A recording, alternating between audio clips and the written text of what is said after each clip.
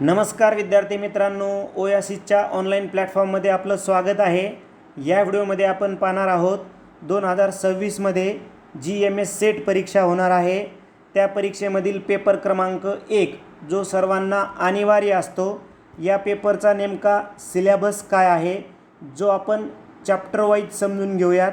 त्याचबरोबर तो syllabus analyse करून आपण त्या सिलेबसमधील महत्त्वाचे टॉपिक काढूयात, जे टॉपिक तुम्हाला नेहमी परीक्षेला विचारतात। सर्वप्रथम आपण परीक्षा विभागानं वेबसाईटवर जो सिलेबस दिलेला आहे त्या सिलेबसमधील प्रकरणाची नावं समजून घेऊयात आणि नंतर आपण चॅप्टर वाईज जे महत्त्वाचे घटक पाहू आणि नंतर त्यामधले आपण टॉपिक काढू। दोन महत्त्वाच्या टप्प्यात आपण माहिती घेऊयात, एक म्हणजे वेबसाईटवर दिलेला प्रॉपर सिलेबस आणि दुसरा म्हणजे नेहमी जे प्रश्न विचारले जातात त्या सिलेबसच्या टॉपिकवर ते टॉपिक काढूयात, जेणेकरून आपल्याला कळून जाईल की येणाऱ्या एक्झामसाठी मी कोणत्या महत्त्वाच्या टॉपिकचा अभ्यास करायचा आहे।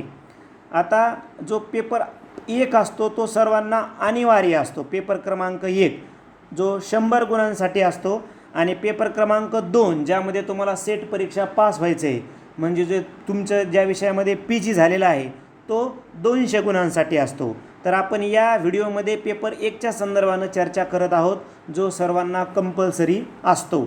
तर त्यामध्ये 10 प्रकरणं आहेत, ठीक आहे।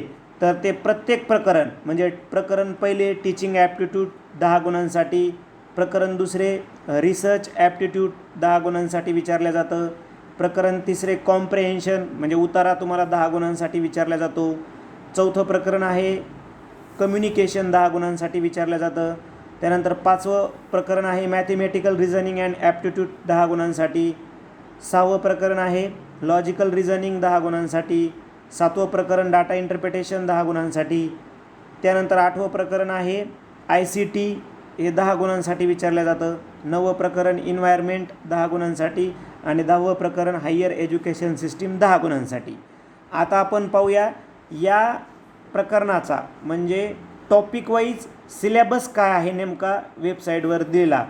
तर तुम्ही जर सेटची तयारी करतायत तर आम्ही तुमच्यासाठी एक टेस्ट सिरीज तिथं दिलेली आहे आपल्या ॲपमध्ये। हे आपलं जे ॲप आहे ओयासिस करियर पॉईंटचं ॲप तुम्ही प्ले स्टोअरवरून डाउनलोड करू शकता किंवा त्याची लिंक या व्हिडिओच्या डिस्क्रिप्शन बॉक्समध्ये दिलेली आहे, जिथे तुम्हाला आम्ही या अगोदर झालेले सर्व पेपर क्रमांक 1चे ओल्ड पेपर दिलेले आहेत, ठीक आहे। म्हणजे मागील 14 वर्षाचे पेपर तुम्हाला उपलब्ध करून दिलेत। त्यानंतर तुम्हाला 10 सराव पेपर उपलब्ध करून दिलेले आहेत, ठीक आहे। हे 10 सराव पेपरही आणि ओल्ड पेपरही तुम्हाला ऑनलाईन पद्धतीने सोडवता येतील, त्याची PDF व्ह्यू करता येईल आणि प्रत्येक पेपरचा ओल्ड पेपरचाही आणि सराव पेपरचाही तुम्हाला विश्लेषणाचा व्हिडिओ पाहता येईल। तर आपण आता जसं ठरवल्याप्रमाणे अगदी आपण जो सिलेबस दिला आहे परीक्षा विभागाचा तो सिलेबस आपण प्रकरणावाईज समजून घेऊया। पहिलं जो प्रकरण आहे टीचिंग ॲप्टिट्यूड, ज्याला आपण अध्यापन अभियोग्यता म्हणतो, त्यांनी आपल्याला हा सिलेबस दिलेला आहे बघा पहिल्या प्रकरणामध्ये, ठीक आहे। म्हणजे teaching concept, objectives, level of teaching, त्यानंतर characteristics and basic requirement, learners characteristics, त्यानंतर characteristic of adolescent and adult learners, ठीक आहे। अशा पद्धतीचा तुम्हाला त्यांनी सिलेबस दिलेला आहे। याची PDF आपल्या ॲपमध्ये सुद्धा उपलब्ध झालेली आहे, त्याचबरोबर टेलिग्राम चॅनलला पण उपलब्ध आहे। याचा व्हिडिओसुद्धा तुम्हाला आपल्या ॲपमध्ये तुम्हाला अगदी फ्रीमध्ये पाहता येईल, याची PDF ॲपमध्ये फ्रीमध्ये पाहता येईल, ठीक आहे। तर ते तुम्ही अगदी फ्रीमध्ये पाहू शकता। आता आपल्याला पहिल्या प्रकरणाचा ज्यावेळेस आपण सर्व या घटक उपघटकाचा विचार करतो आणि मागील 14 वर्षाच्या प्रश्नपत्रिका आपण ॲनालाइज करतो, त्यावेळेस असं लक्षात येतं की पहिल्या प्रकरणामधील जो सिलेबस दिलेला आहे त्यातील आपल्याला कंपल्सरी अध्यापन या टॉपिकवर एक प्रश्न विचारतात। मग त्यामध्ये एकतर अध्ययन प्रक्रियेवर प्रश्न विचारतात किंवा अध्यापनाचे स्तर, अध्यापनाची तत्त्वे, अध्यापनाची वैशिष्ट्य आणि अध्यापनावर परिणाम करणारे घटक यावर आपल्याला कंपल्सरी प्रश्न त्यांनी विचारलेला असतो। त्यानंतर अध्ययन या टॉपिकच्या संदर्भानं देखील अध्ययन प्रक्रिया किंवा अध्ययनाचे स्तर, त्यानंतर अध्ययनाची तत्त्वे, अध्ययनाची वैशिष्ट्य आणि अध्ययनावर परिणाम करणारे घटक यावर सुद्धा त्यांनी आपल्याला एक प्रश्न विचारलेला असतो। कधीकधी अध्ययन पद्धतीवर प्रश्न विचारतात, कधीकधी अध्ययन पद्धतीवर विचारतात। म्हणजे दरवर्षी तुम्हाला एक तर अध्यापन पद्धतीवर किंवा अध्ययन पद्धतीवर कंपल्सरी तुम्ही मागील कोणत्याही प्रश्न पत्रिका काढा मागील वर्षाची आणि पहिल्या 5 प्रश्नांमध्ये तुम्हाला अर्थात पहिल्या प्रकरणाच्या तुम्हाला एक तर अध्यापन पद्धतीवर प्रश्न असतो, एक तर अध्ययन पद्धतीवर प्रश्न असतो किंवा दोनही तुम्हाला प्रश्न त्यांनी विचारलेले असतात. म्हणून अभ्यास करताना हे प्रकरण एक अभ्यासायचे, हे प्रकरण एक अभ्यासायचे. त्यानंतर अध्यापन पद्धती, अध्ययन पद्धती, अध्यापनाची विविध साधने म्हणजे हेच देखील तुम्हाला अत्याधुनिक साधने कोणती आहेत, पारंपरिक साधने कोणती आहेत असे तुम्हाला प्रश्न त्यांनी विचारलेले आहेत. किंवा अध्यापनाच्या साधनाचा वापर केल्याने कसं अध्यापन होतं, प्रभावी अध्यापन होतं यावर सुद्धा ते प्रश्न तुम्हाला विचारतात. आणि मागच्या जर थोड्या प्रश्नपत्रिका पाहिल्या तुम्ही 14, 15, 16, 17 तर तुम्हाला प्राध्यापकाची जी वैशिष्ट्ये आहेत, गुणवैशिष्ट्ये म्हणजे प्राध्यापक कसा असावा, त्याचं व्यक्तिमत्व कसं असावं, त्याचं ज्ञान किती महत्त्वाचं आहे वर्ग अध्यापनामध्ये, त्याचबरोबर त्याचा आवाज किती महत्त्वाचा आहे, त्याची देहबोली काय आहे, त्याचं अवांतर वाचन किती महत्त्वाचं आहे या संदर्भानं तुम्हाला त्यांनी प्रश्न क्रिएट केलेला असतो. त्यानंतर मूल्यमापन प्रक्रियेवर आणि त्यांच्या प्रक्रिया म्हणजे मूल्यमापन पूर्ण प्रक्रिया आणि मूल्यमापनाचे प्रकार यावर कंपल्सरी प्रश्न तुम्हाला विचारलेला असतो. म्हणजे तुम्ही जर पाहिले तर 1, 2, 3, 4, 5, 6, 7 टॉपिक आहेत. मग हे जर 7 टॉपिक जर तुम्ही अगदी व्यवस्थित जर केले तर तुम्हाला 5 प्रश्न ते नेहमी परीक्षेला विचारतात. ठीक आहे. म्हणजे आपण काय केलं, आपण हे अंदाजे सांगतच नाही आहेत. आपण काय केलं, मागील 12 ते 14 वर्षाच्या प्रश्नपत्रिका ॲनालाइज केल्या आणि नंतर आपलं असं लक्षात आलं की अरे याच टॉपिकवर ते नेहमी प्रश्न आपल्याला विचारतात. आता हे झालं पहिल्या प्रकरणाचं. आता सिलेबसनुसार दुसरं प्रकरण आहे संशोधन अभियोग्यता. आता त्यावर जर आपण पूर्ण प्रकरण जर ॲनालाइज केलं, त्यांनी जे मेन सिलेबस टॉपिक दिलेले आहेत त्या, तर आपल्याला असं लक्षात येतं मागील प्रश्नपत्रिकेच्या अनुषंगाने तर ते एक प्रश्न नेहमी आपल्याला विचारतात संशोधनाचा अर्थ, वैशिष्ट्य आणि संशोधनाचे प्रकार यावर आधारित आपल्याला एक प्रश्न विचारलेला असतो. त्यानंतर संशोधनाच्या पायऱ्या आणि संशोधनाच्या पद्धती यावर आधारित एक प्रश्न विचारतात. संशोधन आराखडा आणि संशोधन पेपर यावर आधारित एखादा प्रश्न विचारतात. त्यानंतर संशोधनाचे इथिक्स नेहमी प्रश्न तुम्हाला विचारलेला असतो आणि संशोधनामध्ये ICTचा कसा वापर होतो, ठीक आहे, यावर सुद्धा त्यांनी आपल्याला एक प्रश्न विचारलेला असतो. म्हणजे तुम्ही जर संशोधन हे चॅप्टर वाचत असाल तर एवढे जे प्रकरण आहेत किंवा एवढे जे घटक उपघटक आहेत हे जर तुम्ही व्यवस्थित करून गेलात तर निश्चितपणे तुम्हाला येणाऱ्या एक्झामसाठी त्याचा फायदा होणार आहे. त्यानंतर तिसरं प्रकरण आहे कॉम्प्रेहेन्शन, आकलनावर आधारित प्रश्न. डायरेक्ट तुम्हाला पॅराग्राफ दिला जातो आणि त्यावर आधारित तुम्हाला 5 प्रश्न 10 गुणांसाठी दिलेले असतात, ते तुम्हाला सोडायचे असतात. त्यावर आपण स्वतंत्र व्हिडिओ बनवणार आहोत. त्यानंतर कम्युनिकेशन हे एक प्रकरण आहे ज्याचा सिलेबस त्यांनी आपल्याला दिलेला आहे. इथे हा सिलेबस त्यांचा आहे. आता या सिलेबसचा आपण जर थोडंसं ॲनालाइज केला आणि मागील वर्षाच्या प्रश्नपत्रिका जर ॲनालाइज केल्या आपण तर असं लक्षात येतं आपल्याला की नेमकं कम्युनिकेशन या प्रकरणावर कुठल्या टॉपिकवर प्रश्न विचारतात. बघा, संप्रेषण अर्थ, संप्रेषण प्रक्रिया, वैशिष्ट्य आणि संप्रेषणाचे घटक यावर एक कंपल्सरी प्रश्न असतो त्यांचा. आपल्याला प्रत्येक प्रकरणावर 5 प्रश्न विचारतात ना 10 गुणांसाठी, कारण एक प्रश्न हा 2 गुणांसाठी विचारला जातो.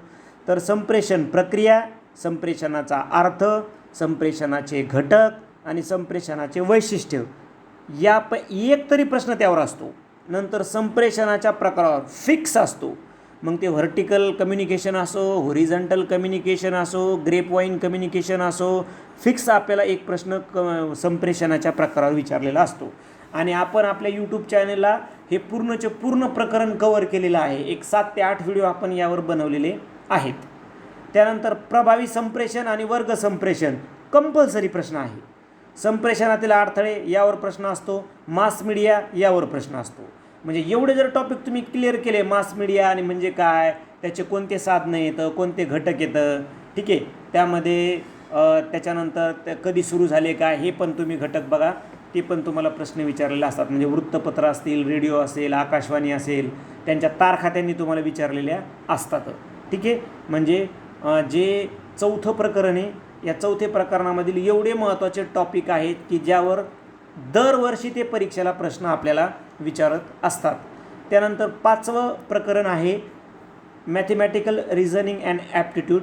म्हणजे थोडक्यामध्ये गणिताचे प्रश्न तुम्हाला विचारले जातात साधारणपणे 5. ठीक आहे, यांनी दिलेला हा सिलेबस आहे. तो आपण ॲनालाइज जर केला तर आपल्याला असं लक्षात येतं, कारण आपण सिलेबस ॲनालाइज करायला लागलो आणि नंतर आपण तो सिलेबस बघून मागील वर्षाच्या प्रश्नपत्रिका ॲनालाइज करलो आणि दोन्ही पण आपण एकत्रित करून ते घटक काढायला लागलो ज्या घटकावर त्यांनी. आता आपण हे दोन्ही संयुक्तिक करू. एकदा मॅथचा सिलेबस घेऊ आणि एकदा आपण लॉजिकल रिझनिंगचा सिलेबस आहे, थोडासा एक्स्ट्रा दिला आहे. पण लॉजिकल रिझनिंगचा सिलेबस जरी त्यांनी दिलेला असला पण प्रश्न मात्र आपल्याला ते दरवर्षी एकाच टॉपिकवर येतात. अगदी त्याला काय म्हणू आपण, स्ट्रक्चरल क्वेश्चन पेपर सेटचा असतो. एक किंवा 2 प्रश्नच आउट ऑफ ट्रॅकच्या जाऊन त्यांनी काढलेले असतात. नाहीतर 95 ते 96% जी प्रश्नपत्रिका आहे ती बेस त्याचा मागच्याच वर्षीच्या, मागच्या 2, 3, 4 वर्षीच्याच प्रश्नपत्रिका असते. म्हणून आपण म्हणू लागतो एकदम स्ट्रक्चरल पेपर क्रमांक 1 जो असतो अगदी स्ट्रक्चरल पद्धतीने तुम्हाला त्यांनी विचारलेला असतो. जास्त प्रमाणात बदल होत नाहीत. समजा उदाहरणार्थ पहिलं 5वं प्रकरण जर आपण घेतलं त्यामध्ये तरी थोडं म्हणजे थोडीशी बदल होतात. म्हणजे कसे बदल होतात बघा, कारण पहिल्या प्रकरणामध्ये जास्त घटक आहेत ना, अंकमालिका, संख्या मालिका, सहसंबंध, सांकेतिक म्हणजे संकेत विसंकेत, संख्यांचे प्रकार, हस्तांदोलन, श्रेणी, अपूर्णांक, वेळ, वेग, अंतर, गुणोत्तर, प्रमाण, शेकडेवारी, नफा तोटा, व्याज, सूट, सरासरी. आता यांचे घटक झाले जास्त आणि प्रश्न किती काढायचे? 5. मग कधी कधी अंकमालिकावर 1 काढला तर मग डायरेक्ट हस्तांदोलनावर 1 काढतात, नंतर गुणोत्तर व प्रमाणावर 1 काढतात, नंतर नफा तोटावर 1 काढतात आणि नंतर सरासरीवर 1 काढतात. मग इथं त्यांना काय चान्स आहे वेगळा टॉपिक घ्यायचा. पण आपण मागच्या 10 वर्षाच्या प्रश्नपत्रिका ॲनालाइज जर केल्या किंवा तुम्ही 5 वर्षाच्या प्रश्नपत्रिका जर काढल्या तर आपल्याला असं लक्षात येतं, अरे सरासरीवर पण प्रश्न आहे, त्यानंतर शेकडेवारीवर पण प्रश्न आहे, अपूर्णांकावर पण आहे, गुणोत्तर व प्रमाणावर पण आहे, संख्या मालिका अंकमालिकावर पण आहे, संकेत विसंकेतवर पण आहे, संख्येच्या प्रकारावर पण आहे, हस्तांदोलनावर पण आहे. म्हणजे एवढे टॉपिक आपल्याला करून जायचे आहेत जेणेकरून आपले 10 गुण यामध्ये कवर होणार आहेत. आणि जो 6वं प्रकरण आहे ज्याला आपण रिझनिंग म्हणतो, यामध्ये तर फिक्स टॉपिक आहेत. तर्क व अनुमान मागच्या 10 वर्षापासून 14 वर्षापासून 1 मार्काला विचारतात, म्हणजे विचारतातच. याच्यामध्ये कुठलाही बदल होत नाही. म्हणजे एकदा का तुम्ही तर्क अनुमान टॉपिक केला तर तुम्हाला फिक्सपणे मार्क पडणार आहेत. वेन आकृती विचारतात किंवा दिशा विचारतात. म्हणजे एखाद्या वर्षी जर दिशा विचारली तर वेन आकृती विचारत नाहीत आणि वेन आकृती जर विचारली तर दिशा विचारत नाही, असं ठरलेलंच आहे त्यांचं. म्हणून दोन्ही प्रकरणं करा ना, कशाला शक्यताची भीती ठेवायची. वेन आकृती करून जा, दिशा करून जा, 1 मार्क ठरलेला आहे. तुलना विचारतात किंवा तार्किक क्रम विचारतात. तुलना म्हणजे रमेश सुरेशपेक्षा लहान आहे, सुरेश रमेशपेक्षा लहान आहे, गणेशपेक्षा मोठा आहे, असे तुम्हाला तुलना विचारते. म्हणजे ती तुलना कशाची असू शकते? आल्या लक्षामध्ये उंचीची असू शकते, गुणांची असू शकते. तार्किक क्रम विचारला जातो, काहीतरी क्रम असतो. आल्या लक्षामध्ये, म्हणजे आपण सगळ्यात अगोदर काय होईल, लहान बाळ, नंतर ते शाळेत जाईल, नंतर ते नोकरी करेल, नंतर ते वृद्ध होईल, असं तुम्हाला मिसमॅच दिलेला असतो. तो तुम्ही लॉजिकल क्रम लावायचा असतो. त्यानंतर एक थोडासा किचकट वाटणारा टॉपिक ते कधी कधी विचारतात आपल्याला, वाक्य. याच्यामध्ये प्रमाण म्हणजे काय, अनुमान म्हणजे काय, उपमान म्हणजे काय, यावर आधारित एखादा प्रश्न विचारतात. ते कधी कधी विचारतही नाही, पण दर 1 वर्षांनी 2 वर्षांनी यावर ते तुम्हाला प्रश्न विचारलेले असतात. ठीक आहे. आता त्यानंतर 7वं प्रकरण आहे माहिती विश्लेषण, ज्याला आपण डाटा इंटरप्रिटेशन असं म्हणतो. आता त्यांनी तुम्हाला हा सिलेबस दिलेला आहे, पण सिलेबस वाचायची गरजच नाही. का गरज नाही? ठरलेलं आहे त्यांचं. आपल्याला फक्त कॅल्क्युलेशन आलं पाहिजे. ठीक आहे, बेरीज वजाबाकी गुणाकार भागाकार, थोडीशी टक्केवारी शेकडेवारी, अपूर्णांक पूर्णांकाची बेरीज वजाबाकी, हे तुम्हाला जर आलं तर डाटा इंटरप्रिटेशन आपल्याला सोपं जातं. ते काय करतात, डायरेक्ट 5 प्रश्न देतात. एकतर बार चार्ट देतात किंवा हिस्टोग्राम देतात किंवा पाय चार्ट देतात किंवा टेबल देतात किंवा लाईन चार्ट देतात. म्हणजे हे तुम्हाला जास्त कन्फ्युजन होणार. एक तर या पद्धतीनं देतात, पाय चार्ट किंवा लाईन चार्ट देतात, ठीक आहे, किंवा बार ग्राफ देतात किंवा टेबल देतात. या पद्धतीचा 1 प्रश्न देतात आणि डायरेक्ट 5 प्रश्न देतात. त्या कॅल्क्युलेशनवर आधारित तुम्हाला हे 5 प्रश्न 10 गुणांसाठी येतात. ठीक आहे, म्हणजे तुम्ही या पद्धतीचे प्रश्न तुम्ही तयारी करून जा. त्यानंतर इन्फॉर्मेशन अँड कम्युनिकेशन टेक्नॉलॉजी, ज्याला आपण ICT म्हणतो शॉर्टकटमध्ये, त्याचा सिलेबस दिला आहे परीक्षा विभागानं आपल्याला हा. आणि जर आपण मागच्या वर्षीचे प्रश्न ॲनालाइज केले तर असं आपल्याला लक्षात येतं की टेक्नॉलॉजीमधले फुल फॉर्म करून जा. लॅन वॅन मॅन CPU, त्याच्यानंतर CCTV, त्याच्यानंतर काय तुम्ही जेवढे तुम्हाला जास्तीत जास्त टेक्निकलच्या संदर्भानं आणि एज्युकेशनच्या संदर्भानं फुल फॉर्म करता येतील तेवढे तुम्ही करून जा. एक फुल फॉर्म फिक्स आहे. इंटरनेट ईमेलच्या संदर्भानं एक प्रश्न तुम्हाला विचारतात. वेबसाईट, पोर्टल, डोमेन नेम या संदर्भाने एक प्रश्न विचारलेला असतो.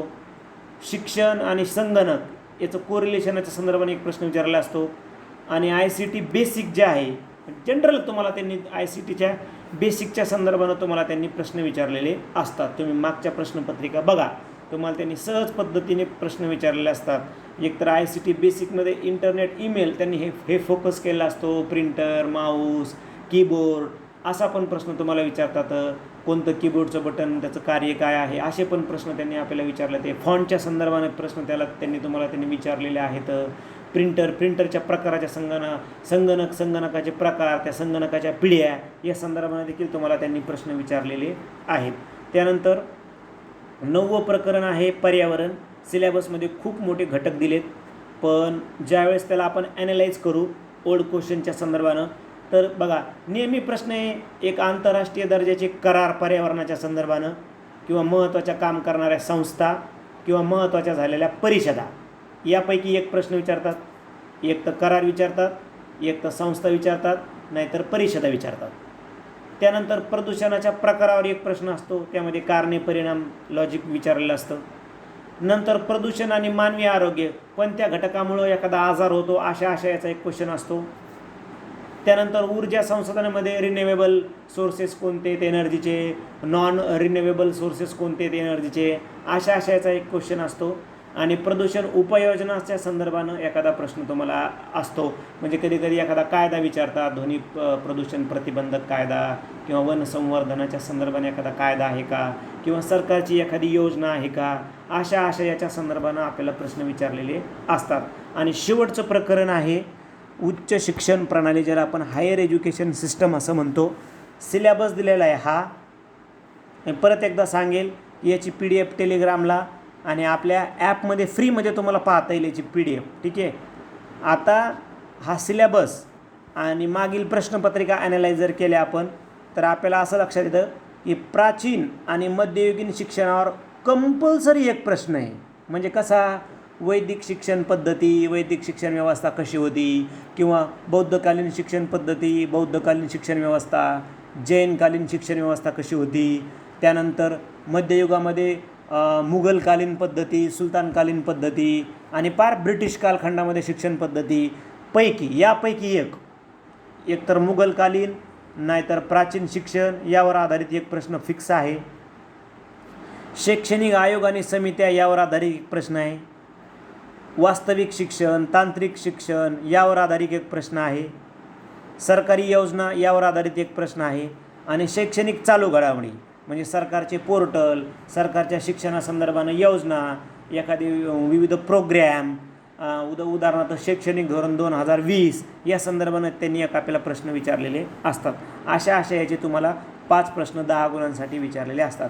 मला वाटतं हे घटक उपघटक जर तुम्ही लिहून घेतले तर निश्चितपणे तुम्हाला फायदा होईल. आणि याच्यात जर तुम्ही चांगला स्टडी केला तर तुम्हाला फायदा होईल. किंवा तुम्ही स्वतःही मागील 2 ते 4 वर्षाच्या प्रश्नपत्रिका चाळा. तुम्हाला असं लक्षात येईल की अरे हेच टॉपिक आहेत ज्यावर तुम्हाला प्रश्न विचारलेले आहेत. तुम्ही पेपर पहिल्यासाठी के सागर पब्लिकेशनचं बुक यूज करू शकता किंवा विद्याभारतीचं बुकही आहे. आणि हिंदी पण तयारी करतात अर्थात नेटची तर तुम्हाला पिअर्सन पब्लिकेशनचं बुकही घेता येईल. मात्र ते मराठी नसतं हे लक्षात घ्यायचं आहे.